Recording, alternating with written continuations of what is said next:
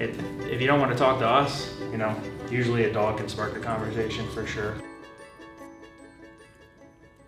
So my name is Officer Faith, and this is therapy dog Roxy. I'm lucky enough to be a part of the community response unit, so we specialize in mental health related calls, and that's, you know, one of the reasons why we did get her.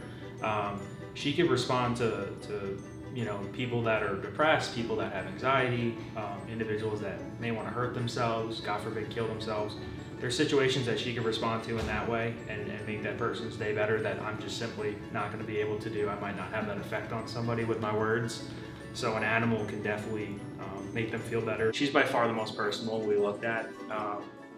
She had all the natural inclinations that would be an affectionate dog and a dog that can provide really good companionship. I like to consider it like a master's in obedience. So Therapy Dogs International, they run a therapy dog test, so she's been training for that for the last 6 months. That test consists of subjecting her to different environments, seeing how she reacts to those environments, providing companionship in those environments, and having a sense of obedience. So sitting, staying, heeling, just really having a good handler connection. She's had a bigger impact than I could have ever imagined, to be honest.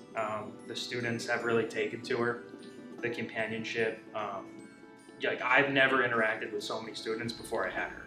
Before we came here, we're a little stressed. School's coming up, exams, life things are happening. But to come here, be with animals that don't judge you, don't care who you are, what you look like, what you're feeling, they're just there to be happy. I think that's something that's so special and unique about an animal. But there was a female who unfortunately was physically hurt by somebody. And it was probably one of the worst days of her life. And through the interview process with her and getting a statement from her, I brought Roxy along, and it helped break down the barriers and the walls, you know, between us, because it can be an awkward situation.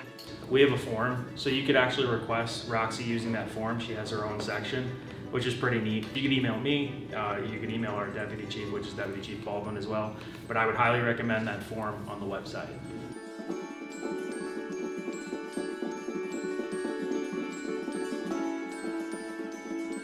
My name is Dr. Dolores Cimini. I have a PhD in clinical psychology, and I'm a licensed psychologist in New York State. Therapy dogs are brought into different settings like colleges and universities and high schools and elementary schools.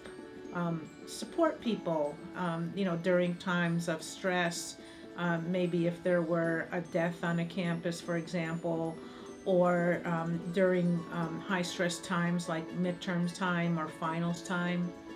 There are certain organizations like Therapy Dogs International, a Canine Good Citizen course, and so they have to, you know, learn to follow commands like sit and stay.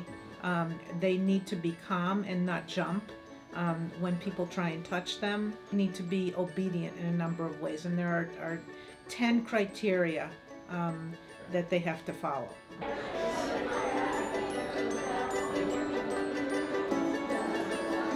Maybe not so close, Percy. Gosh, the dogs here are so cute. They definitely cheered me up. I just got out of class and I definitely needed a little cheer up after all of that. Got a lot of tests going on. It's nice to take a little break, you know, get some serotonin. You know, it's definitely nice. After this, like, just seeing all the dogs here and petting them, it makes me feel more at home, more comforted, especially because I miss my dog. My dog likes to sit with his legs, like, spread out. And I've been so stressed. I have midterms coming up. Who knows if I'm going to pass, but we'll try. And then I came here and just like being surrounded by just like the spirit of an animal, because dogs are just such happy animals, just makes you feel just like lighter inside. You know?